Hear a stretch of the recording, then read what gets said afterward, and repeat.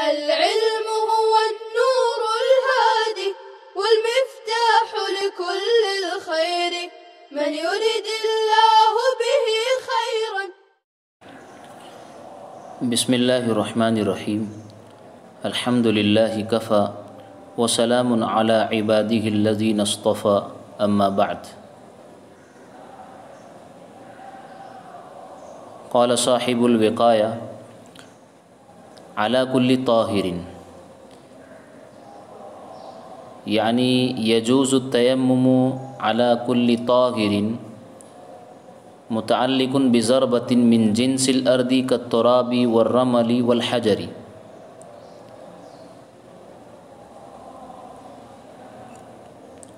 وكذا الكحل والزرنيخ. وأما الذهب والفضة فلا يجوز بهما إذا كان مسبوكين، فإن كان غير مسبوكين مختلطين بالتراب يجوز. والحنطة والشعير إن كان عليهما غبار يجوز، ولا يجوز على مكان كان فيه نجاسة وقد زال أثرها، مع أنه يجوز الصلاة فيه، ولا يجوز بالرماد. هذا عند أبي حنيفة ومحمد رحمهم الله. وأما عند أبي يوسف فلا يجوز إلا بالتراب والرمل.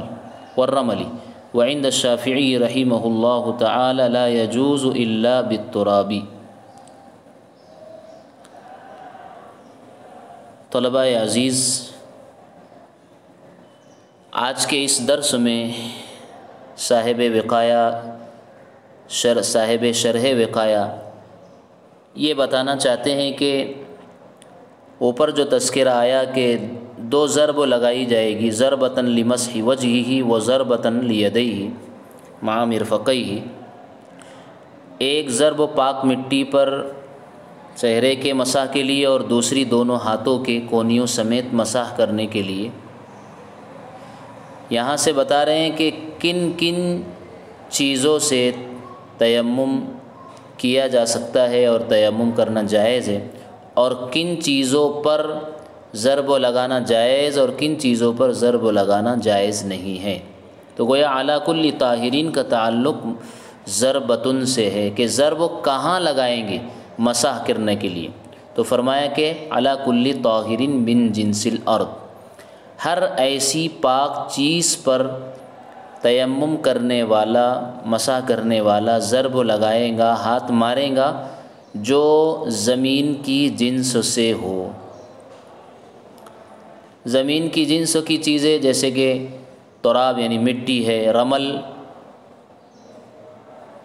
ریت ہے، والحجری اور پتھر ہے.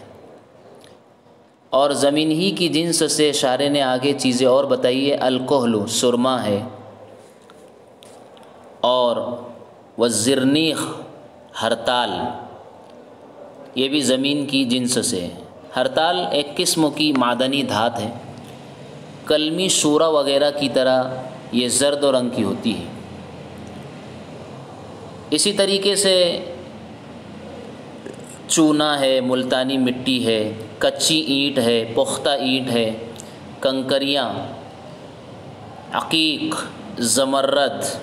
مرجان، ان تمام چیزوں پر تیمم جائز ہے، اس لیے کہ یہ جنس ارض سے ہے، یہ سب کے سب مٹی سے پیدا ہوتے ہیں. البتہ موتیوں پر تیمم جائز نہیں ہے، کیونکہ وہ مٹی سے نہیں بلکہ پانی میں پیدا ہوتے ہیں. اب ہم اس بات کو جان لینا ہمارے لیے ضروری ہے کہ کون سی چیز زمین کی جنس سے ہیں اور زمین کی جنس سے نہیں ہے. اس فرق کو ہم کیسے سمجھیں گے، اس کے لیے بنیادیں کیا ہے؟ تو فرمایا کہ جس چیز کو جلانے سے وہ راکھ ہو جائے، جیسے لکڑی، یا جس چیز کو آگ میں تپانے سے نرم ہو کر پگھل جائے، جیسے کہ لوہا، سونا، چاندی، سیسا وغیرہ. اور تیسری بنیاد جس کو زمین میں ڈالنے اور چھپانے سے زمین اسے کھا جائے، زمین پر ڈالنے سے زمین اسے کھا جاتی ہو. جیسے کہ گیہوں ہے، جو ہے، جوار ہے اور دیگر قسموں کے دانے اور غلہ جات، یہ سب غیر جنس ارض ہے، یہ زمین کی جنس سے نہیں ہے۔ یعنی زمین جسے جلا کے راکھ کر دے، تپا کر نرم کر کے پگھلا دے اور جسے کھا جائے، ہضم کر جائے، یہ سب غیر جنس ارض ہیں، ان سے تیمم جائز نہیں۔ البتہ ان غیر جنس ارض سے تیمم کے جواز کی ایک صورت یہ ہے کہ ان پر غبار جمع ہو، تو غبار اگر ان پر جمع ہو تو ہاتھ مل کر تیمم کیا جا سکتا ہے۔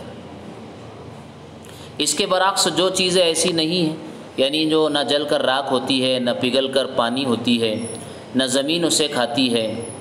تو وہ سب چیزیں زمین کی جنس سے ہیں، جیسے کہ مٹی ہے، ریت ہے، پتھر ہے، اسی طریقے سے کنکر ہے، یہ ساری چیزیں جو ابھی بتائی گئی، ان پر اگر غبار نہ بھی ہو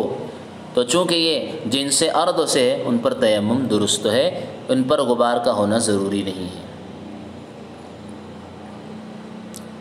آگے تفصیل فرمائی کہ وَأَمَّا الذَّهَبُ وَالْفِضَّةُ فَلَا يَجُوزُ بِهِمَا، سونا اور چاندی ان سے تیمم، ان پر ہاتھ مار کر تیمم کرنا یعنی مسح کرنا درست نہیں ہے۔ کیوں؟ اس لیے کہ یہ زمین کی جنس سے نہیں ہے۔ ایسے ہی لوہا وغیرہ، لیکن ایک شرط لگائی عدم جواز کی، اذا کان مسبوقین، جب یہ مسبوق ہو، ڈھالے ہوئے ہو، پگھلائے ہوئے ہو، جن کو ڈھال کر تپا کر کے کوئی چیز پہننے کی اور زیب و زینت کی بنا لی گئی ہو، تو اس صورت میں اس سے تیمم درست نہیں۔ لیکن فَإِنْ كَانَ غَيْرَ مَسْبُوقَيْن، سونا اور چاندی غیر مسبوق ہے، جنہیں ڈھالا نہیں گیا، پگھلایا نہیں گیا، اور مختلطین بالتراب، مٹی سے لتے پٹے ہیں، آلودہ ہے مٹی سے، یجوز، اب ان پر تیمم کرنا درست ہے۔ اس لیے کہ جو چیزیں غیر جنس ارضوں سے ہو، ان پر اگر غبار موجود ہے تو تیمم کیا جا سکتا ہے، جیسا کہ ابھی ہم نے یہ بات اوپر بتائی ہے۔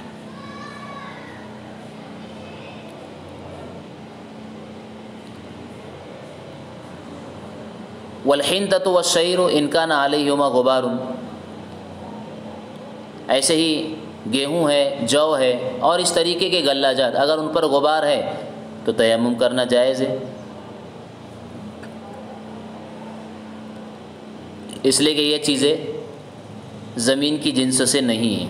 زمین انہیں ہضم کر جاتی ہے اور کھا جاتی ہے، تو غبار ہونا ضروری ہے جواز تیمم کے لیے۔ ولا يجوز ولا مکان ان کان فیہ نجاست، ایسی جگہ پر بھی تیمم کرنا جائز نہیں ہے جس میں نجاست تھی، وقت زال اثر ہوا، بعد میں اس کا اثر ختم ہو گیا،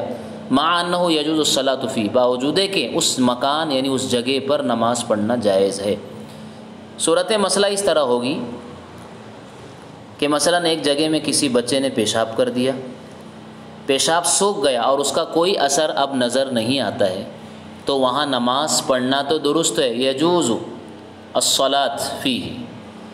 اس جگہ میں نماز پڑھنا تو درست ہے، لیکن اس جگہ پر ہاتھ مار کے تیمم کرنا اور مسح کرنا جائز نہیں ہوگا۔ جس جگہ بچے نے پیشاب کیا ہو، گندگی پڑی ہو اور سوکھ کر کے اس کا اثر ختم ہو گیا، اس لیے کہ نماز کے سلسلے میں پاک جگہ کا حکم ہے۔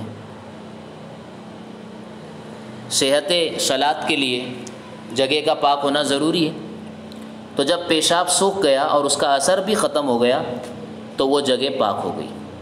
لہٰذا اس پر نماز درست ہے شریعت کے حکموں کے مطابق۔ لیکن تیمم کے لیے حکم جو دیا گیا ہے قرآن کریم میں اور شریعت میں، فَتَيَمَّمُوا صَعِيدًا طَيِّبًا، کہ پاک مٹی پر تیمم کرو، چنانچہ وہ جگہ اگرچہ پاک ہے مگر طیب نہیں، طیب، سعید طیب، وہ طیب نہیں ہے، گو کہ نماز پڑھنے کے لیے پاک تو ہو گئی، اس لیے اس پر تیمم جائز نہیں ہے۔ آئندہ باب الانجاس میں اس کی تفصیل اور آگے آ جائے گی۔ تو جواز صلاۃ کے لیے تو وہ جگہ پاک تو ہو گئی، لیکن جواز تیمم کے لیے وہ طیب نہیں ہے،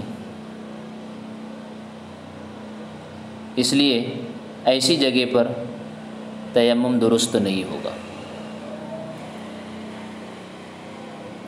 ولا یجوز بالرماد، راکھ سے تیمم کرنا درست نہیں ہے، اس لیے کہ یہ جنس ارض میں سے نہیں ہے، بلکہ راکھ تو جنس شجر میں سے، لکڑی جلائی گئی ہو، درخت تو کاٹا گیا، لکڑی جلائی گئی ہے، اس سے راکھ تیار ہوئی، لیکن اگر وہ راکھ کسی پتھر کی ہو، جیسا کہ بعض پتھر ایندھن کے کام میں آتے ہیں، یعنی جلانے کے کام میں آتے ہیں، اور ان سے راکھ اگر تیار ہوئی ہے تو چونکہ پتھر زمین کی جنس سے ہے تو اس کی راکھ سے بھی تیمم جائز اور درست ہوگا۔ ھذا عند ابی حنیفہ و محمد رحمہ اللہ تعالی۔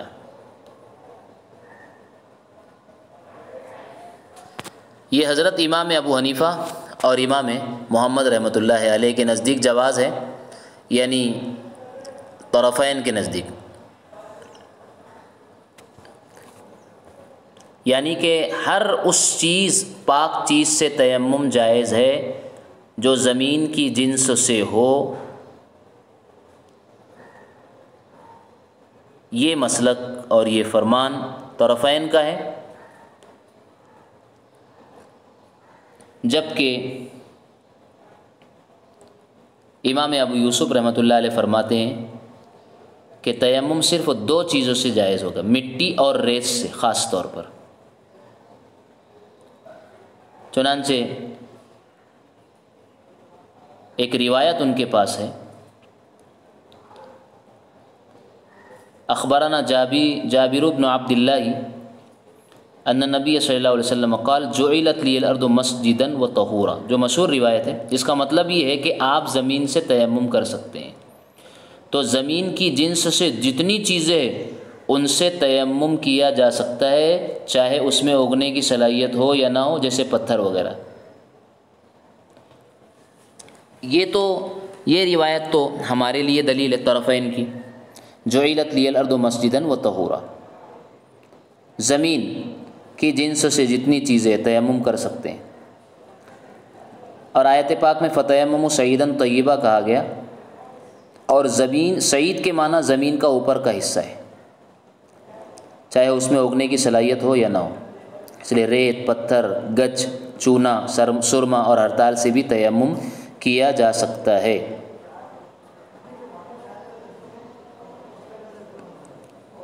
لیکن امام ابو یوسف رحمۃ اللہ علیہ صرف مٹی اور ریت سے خاص طور پر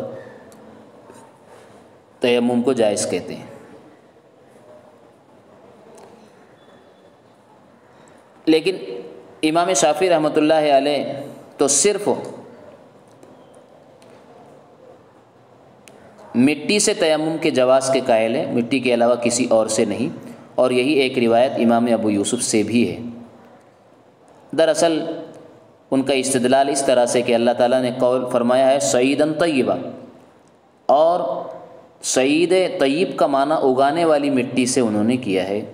یعنی صعید طیب کا معنی اگانے والی مٹی لیا ہے، اور اس کی تائید اور یہی تفسیر حضرت ابن عباس رضی اللہ تعالیٰ عنہ نے فرمائی ہے۔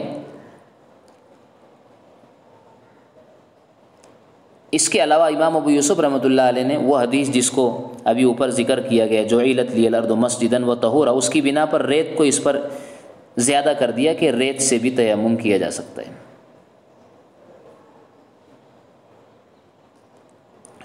حاصل یہ کہ امام شافعی رحمۃ اللہ علیہ کے نزدیک صرف اگانے والی مٹی سے تیمم کیا جائے گا، اور یہی بات گویا امام ابو یوسف بھی فرماتے ہیں، جس کا مطلب یہ ہوا کہ ریت، پتھر، دیوار، اینٹ اور ایسی چیز جو مٹی کی جنس سے تو ہو لیکن پودے اگانے کے قابل نہ ہو تو اس سے تیمم جائز نہیں ہے۔ اور استدلال جو ابھی بتایا گیا کہ صعید طیب سے تیمم کرو، یعنی اگانے والی مٹی سے تیمم کرو، اور یہ تفسیر حضرت عبداللہ ابن عباس نے فرمائی۔ لیکن طرفین کے نزدیک ہر اس چیز سے تیمم کیا جا سکتا ہے جو زمین کی جنس سے ہے۔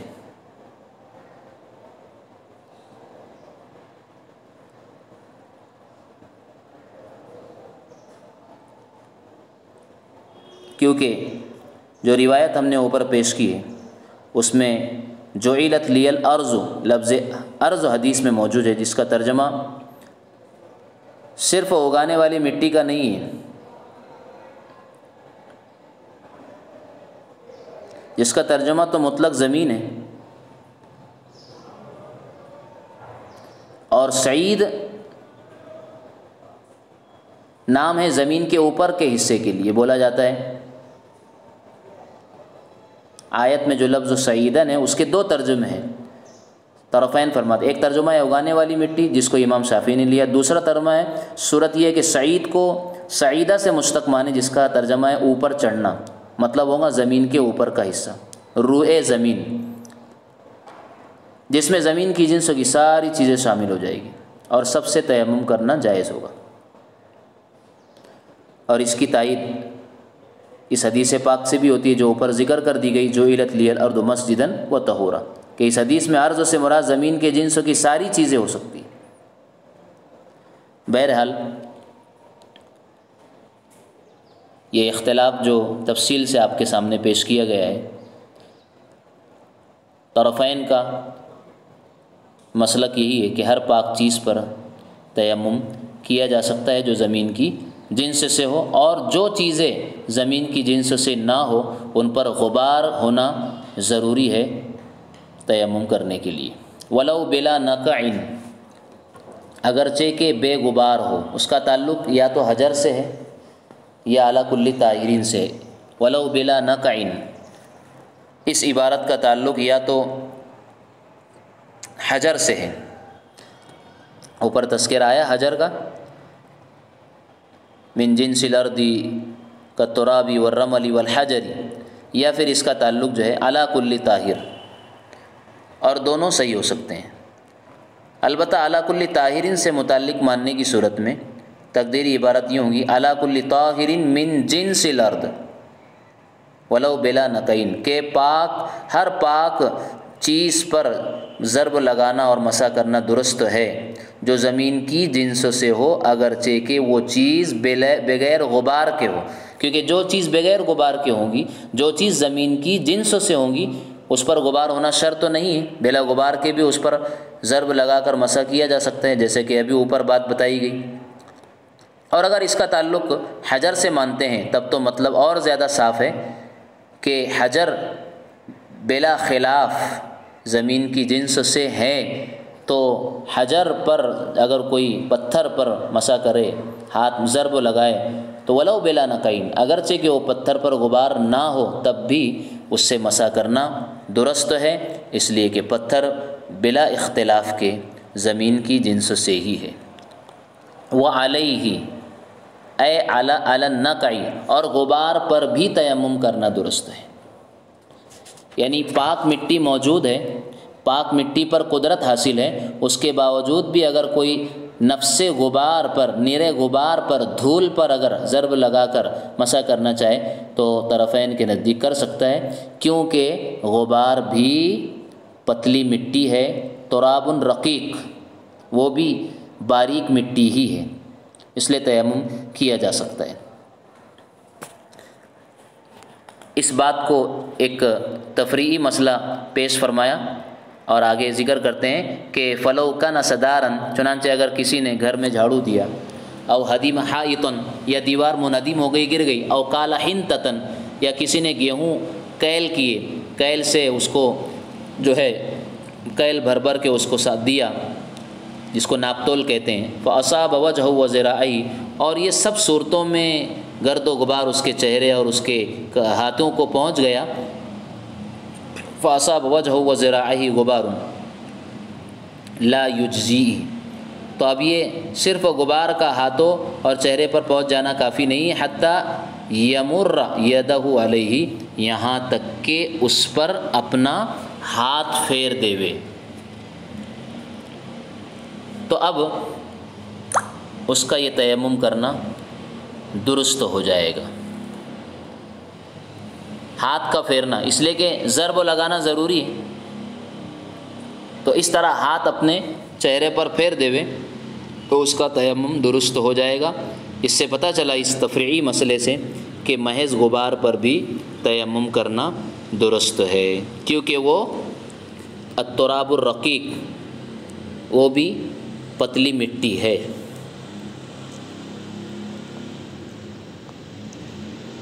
اللہ تعالیٰ ان مسائل کو سمجھنے کی صلاحیت توفیق عطا فرمائیں۔ اب تیمم کے اندر نیت کرنا ضروری ہے یا نہیں ہے، اگلی عبارت میں اس مسئلے کو بیان فرما رہے ہیں، آئندہ ہم اسے پڑھیں گے۔ اللہ عمل کی توفیق عطا فرمائے۔ وما توفیقی الا باللہ۔ السلام عليكم، لا تنسوا الاعجاب بالفيديو والاشتراك في القناة تشجيعا لنا لنستمر بنشر المزيد إن شاء الله.